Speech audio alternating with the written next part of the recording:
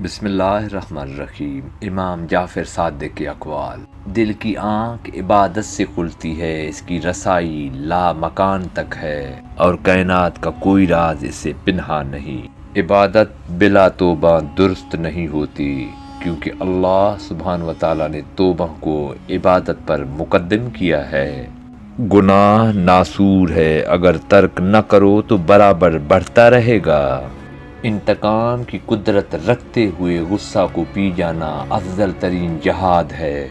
5 آدمیوں سے ہمیشہ پرہیز کرو، 1 جھوٹ بولنے والے سے، دوسرا احمق سے، تیسرا بخیل سے، چوتھا بزدل سے، 5واں حریص سے۔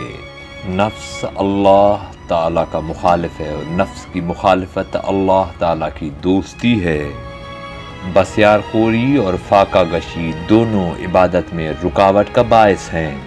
یتیم وہ نہیں جس کا باپ فوت ہو گیا، بلکہ یتیم وہ ہے جس کے پاس علم و ادب کی دولت نہیں۔